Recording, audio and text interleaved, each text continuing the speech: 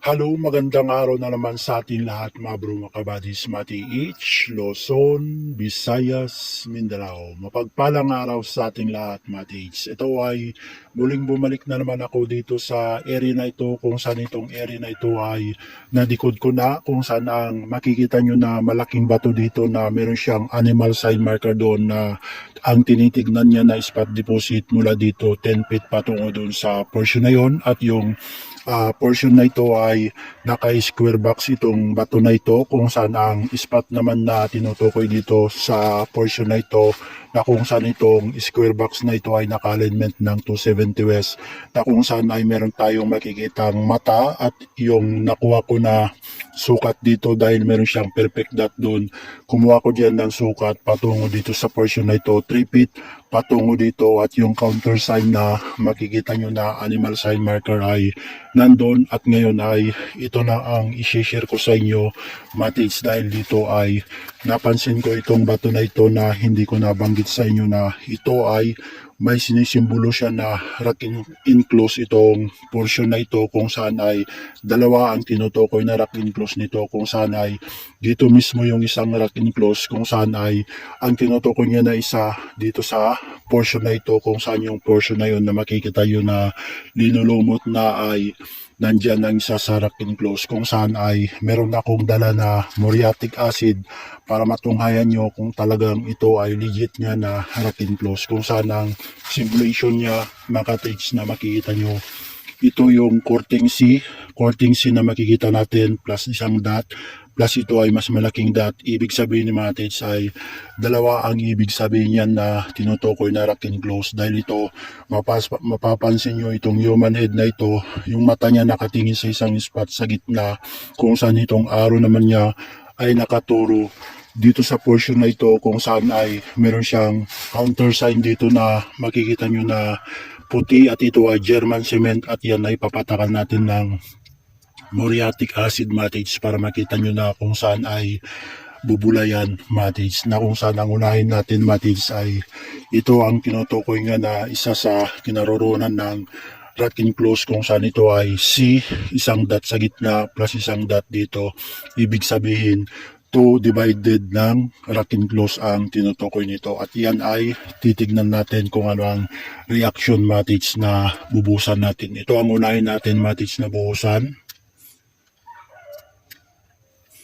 Yan matrix, nakikita nyo, ibig sabihin yan pag bumula, yan ay halong German cement na puti. At ngayon ang bubuhusan natin matrix ng muriatic ay ito naman matrix. Okay, yan matrix, nakikita nyo, ibig sabihin yan matrix ay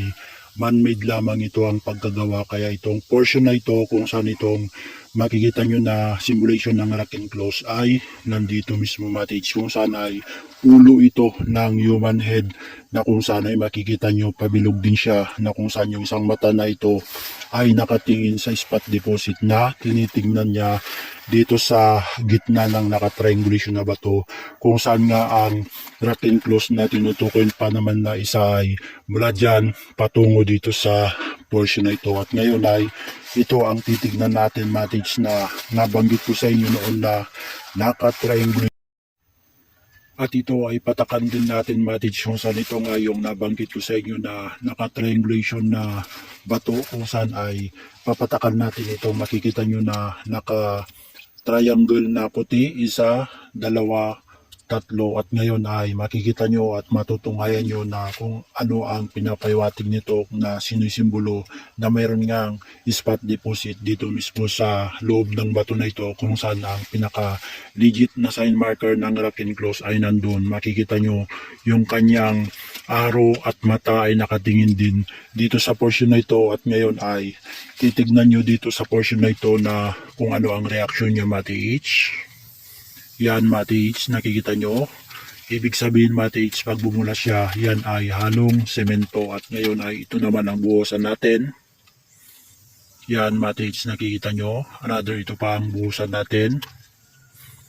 Yan mates, nakikita nyo, bumubula siya. Ibig sabihin nito mates, yan ay halong German cement na ang kulay ng semento na ito ay puti, kung saan ay makikita nyo itong portion na ito na nandito ay nakaumbok itong portion na ito at nilulumot siya na kung saan ay meron siyang hole dito sa gitna, sumisimbolo ng deposit na kung saan itong pinapahiwatig din itong naka-triangulation ay object inside this rock, kung saan ay makikita nyo itong portion na ito na nakasi at meron siyang isang dot dito sa gitna. Ibig sabihin mates ay rock enclose itong portion na ito, kung saan ang isa sa rock enclose na nandun sa human head na nandun yung isa at ito yung isang tinutukoy niya mates. At dito sa portion na ito meron tayong makikitang naka-triangulation at naka-square na mga dot. Ito yung una natin na makikita na naka-square.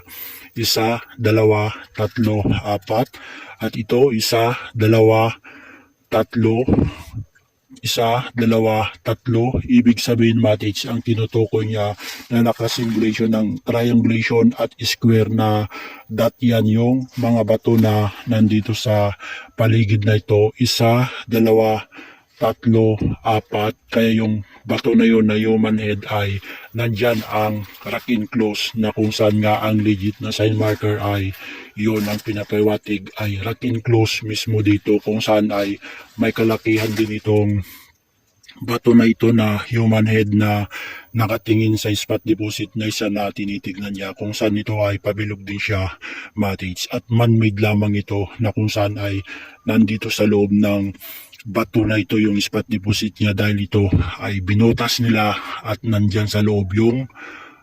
item na pinapahiwatig nitong simulation of rock enclosed treasure mates. At napakagandang sharing na naman sa inyo mates yung na-share ko sa inyo, para ito ay makita nyo at matunghayan nyo na ito ay legit nga na may nakatago dito sa portion na ito, kung saan ay dito nga ay nagkampo ang mga Hapon nung digmanging kalawan noong 1942 World War II.